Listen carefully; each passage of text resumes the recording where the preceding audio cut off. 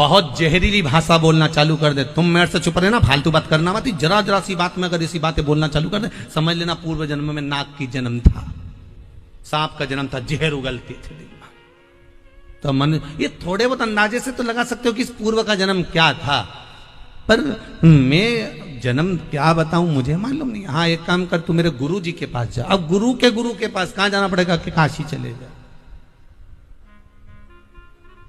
काशी जाओ। काशी गए, एड्रेस मिल गया था, उस एड्रेस पर चले जाना, वहां पर मेरे गुरुजी मिलेंगे। ये गया, दरवाजा बजाया तो गुरुजी नहीं थे, गुरुजी की पत्नी थी। पत्नी ने आवाज लगाकर जैसे ही सुना, कौन है, मेरे को गुरुजी से मिलना है। इतने में गुरुजी की पत्नी बोली, आग लगेगा गुरुजी में, ना जाने कहां मर रहा होगा, आ गए यहां पर, चलो डर जाओ। गुरुजी करते रहते हो, निकलो यहां से बाहर, अब मत जाना, सोच लेने तो टांग तोड़ दूंगी तेरे। और बेचारा पंडित जी ने सोचा, बताओ तुम हो कौन? तो क्या मैं गुरुजी की पत्नी हूं। ओहो हो, प्रणाम प्रणाम प्रणाम। ब्राह्मण देवता चले गए।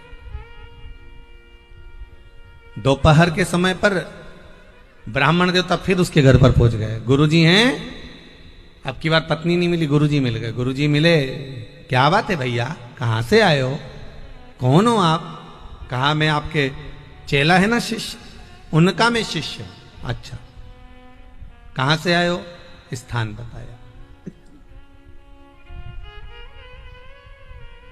बोलो क्या बात है? भैया गुरुदेव, मेरे गुरुजी ने आपके पास भेजा है, ये मालूम करना है मुझको, पूछना था कि मैंने ना तो जीवन में कभी असत्य बोला, ना जीवन में मैंने झूठ बोला, ना कभी मैंने कपट करा, ना मैंने कभी बेईमानी करी, ना मैंने कभी प्रपंच करा, ना कभी मैंने छल करा, ना कभी मैंने किसी को दुख दिया, ना कभी मैंने किसी को तकलीफ दी, फिर मेरा हाथ कटा क्यों?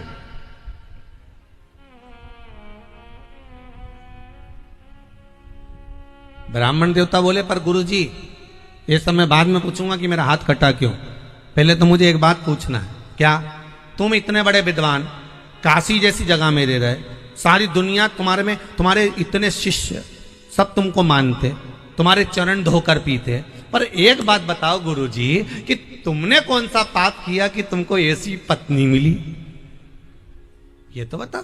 मैंने सुबह आया था और आपकी पत्नी मिली थी, वो पत्नी मिली, उसने क्या क्या सुनाया, क्या क्या सुनाया, ऐसी पत्नी और आपकी। इतने में गुरुजी बोले, भैया जीवन में पहली बार कोई मिला जो मुझसे मेरी गाथा पूछ रहा। तुमने पूर्व जन्म में कौन सा पाप किया था, तुमने पूर्व जन्म में कौन सा पाप कर्म करा था जो तुमको ऐसी धर्म पत्नी मिली? गुरुजी बोले, सुन, पूर्व समय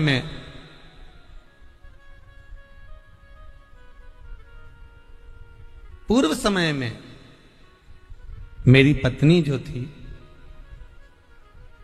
वो गधी थी। अच्छा, और मैं कौवा था। अच्छा, मेरी पत्नी के पीठ पर एक घाव हो गया था, मैं कौवा उड़कर जाता, उस पत्नी की पीठ पर बैठकर उसके घाव को नोचा करता।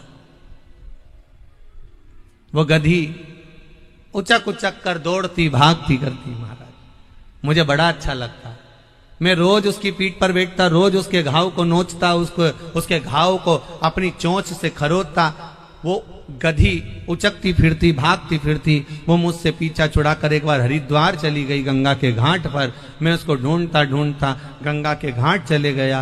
गंगा के घाट पर वो मुझे दिखी, मैंने फिर उसकी पीठ पर बैठकर उसके घाव को खरोदना प्रारंभ करा। वो मेरे चक्कर में गंगा जी में कूद गई। मैं उसकी पीठ पर बैठा था, मैं भी गंगा जी में चले गया। हम दोनों गंगा के जल में कूद कर मर गए। ये मेरी पत्नी बन गई, मैं इसका पति बन गया। बस अंतर इतना है कि पहले पूर्व समय में मैंने कौवे बनकर इसके घाव को बार बार चोंच से खरोदा था, अब ये मेरी धर्म पत्नी बनकर मुझे खरोद रही है। मेरी धर्म पत्नी बनकर ये मुझे खरोद रही है। आपको अच्छी पत्नी मिले ना तो बड़े बड़े प्रसन्न होना महाराज, भगवान की कृपा है कि पूर्व का फल अच्छा मिल गया। और कहीं की ऐसी मिल जाए, कोई ऐसी मिल जाए तो उसमें भी दुख मत मनाना। हो सकता है कि पूर्व के कर्म का भोग होगा, हो सकता है।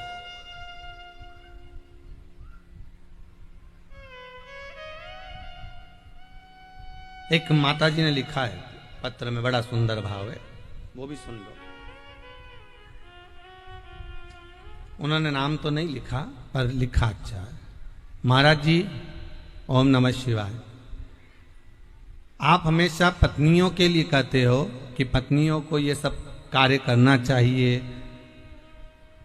पर कभी आप पतियों के लिए कुछ क्यों नहीं कहते?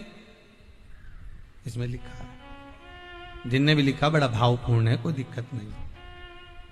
आप पतियों के लिए क्यों नहीं कहते? शिव महापुराण की कथा कहती है महाराज, एक नारी, एक स्त्री, घर की एक मां, घर की एक नारी, घर की एक स्त्री। चलो एक और सरल भाषा में समझ लो। अनसुईया मैया के दरवाजे पर सीताराम सरकार पहुंचे तो अनसुईया जी ने राम जी को ज्ञान उपदेश दिया था कि सीता जी को ज्ञान उपदेश दिया था? जम के बोलो जरा, किसको दिया था? माता सीता को। राम जी को उन्होंने ज्ञान उपदेश नहीं दिया। उन्होंने उपदेश दिया तो माता जानकी जी को दिया, माता सीता जी को दिया, माता जानकी को ज्ञान उपदेश दिया, राम जी को नहीं दिया। क्यों?